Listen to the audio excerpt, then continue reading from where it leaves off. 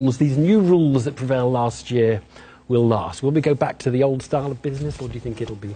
I think we make a mistake when we make this about individuals or specifics of rules. What's happened is that a number of conservative ideologies, whether they be about the way we run the economy, whether it be about the way in which austerity has spectacularly failed and cost people in society, or whether it be, you know, the setup on Brexit, it's that a lot of people can see that these ideas aren't delivering anymore. Things have changed. How do we expect young people to support market fundamentalism when they themselves don't have any capital? You can't be capitalist when you don't have any capital, right? So, you know, we look at this issue of young people, or we you know, chalk it up to individuals, but there's something much deeper here, and it's about the way in which the plates of society and the economy are shifting. So it's a substantive, it's for the time, because things have changed and people just change their views accordingly. Look, OK, there are three battles in politics, within the Tories, within Labour, and between Tories and Labour. And let's go back to the Tories. Ian Dale. We didn't play your election predictions, Ian. No, just as well. Ian, look, the Tories have held it together for the last year. Do you think they get through 2018 intact as a party? I think Theresa May's objective was to make it to Christmas. She made it to Christmas, quite unbelievably in some ways. The chance to get rid of her was on June the 9th, and they didn't do that. And since then, there hasn't been a sort of king or queen over the water. There isn't a single person that the Tory party could unite around and replace Theresa May with. And that's still the case now, and I think that will probably still be the case this time next year.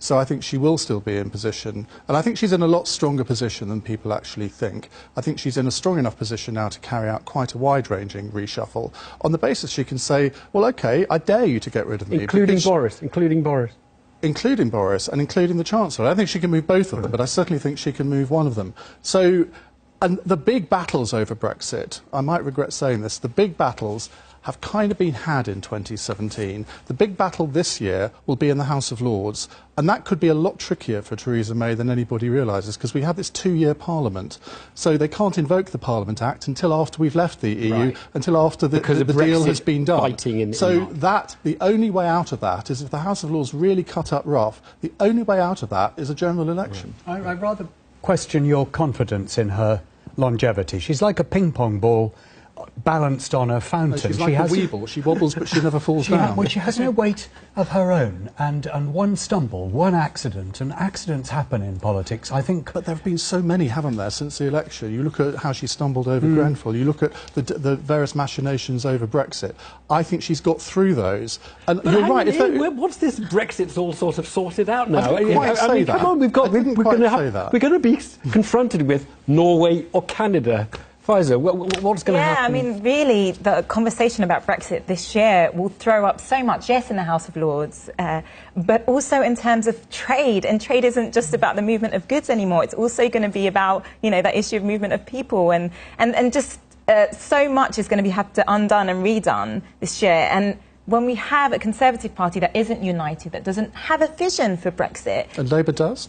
I think that Labour is in a much better position to offer something different. What does easy movement mean? Because that seems to be their solution. Easy movement. No one can define it. I'm going to come to Labour, and I want to just focus on the Tories. Because, I mean, Deborah Pattinson, do you think there's a Brexit that holds the Tory party together, that there's one that can satisfy all of them? No, and that I mean, on offer? No, actually, to be fair, though, I don't think there's one that holds the Labour Party together either. And that's the problem. I mean, our work at Britain Thinks says there are three groups of people. There's a group of people we call the diehards, who are very passionate about Brexit. There's a group of people we call the devastated pessimists, who sort of have their heads on their desks and are beside themselves with sorrow. They're about a third each, and then there's a third in the middle who are sort of swing voters, who are a bit more relaxed either way.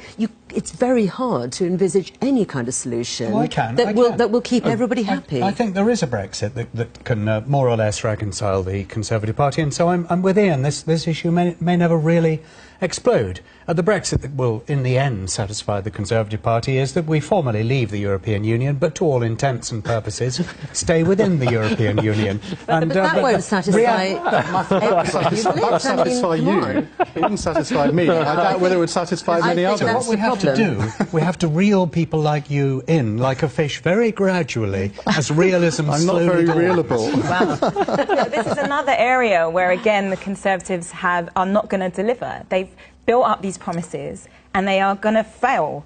And people are going to be angry about that. Well, let's come to Labour then, Faiza, because, I mean, Labour have held it together, basically, by not saying anything, really, on anything. Have they? I mean, and that might be the right tactic, is just to stay quiet and let the Tories, you know, make... Well, of course. I mean, of course, there's political tactics. I think the thing that's really clear about what Labour offered in the last election and what really worked was when the manifesto came out and they talked about, you know, bringing rail back into public ownership. They talked about housing. They talked about what they would do with homelessness and education and the NHS. And they offered something different to people. They offered something different to young people. They offered bribes. That's what they offered. Unfunded bribes. No, they offered a different way in which to run the economy. One that runs more for the money people. for everything, and people bought it. It's more than that, though, isn't it? There was a poll yesterday that suggested that more people feel that Labour's values are closely matched to their own values, many more than feel the same about the Conservatives. But that then begs a bigger question, which is, if that's the case, how come the Conservatives are polling so much further ahead of their own value Why is it match? basically level pegging? Yeah, I mean, and the polls are stubbornly... And Theresa May still outranks Jeremy Corbyn as best Prime Minister. Matthew, by quite a mile. some way, actually, yes. Can you envisage Labour pulling significantly ahead to the kind of level of... Yes, I can, because I can't underestimate the Conservative Party's ability to disgust the electorate. We're going to see in the London elections in May what happens to the Tories in London. And the British people may want to vote for a mangy aardvark rather than vote for the present Conservative Party. My party. That's what worries me. Is this the year where we get off Brexit as a conversation? Is it possible that we can talk about something? I'm just going to... You know, the headlines of the newspapers tomorrow: NHS tells hospital to cancel all routine operations in the Telegraph. Winter crisis cripples NHS in the Mail. Guardian on the same topic. Brexit is ahead as the issue that people are most concerned about, right, at 51%. But the NHS is now 45%. It's the highest it's been for 16 years.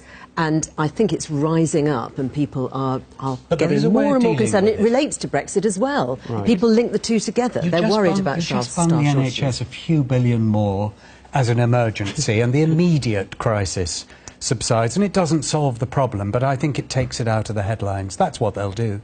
That's what they always do. Yeah, but people are using the NHS. This is the thing that I think people get wrong, is that the public are constantly using these services. They've seen and there's it a time change lag over between the money time, going in and they're frustrated, and that's what's happening. They're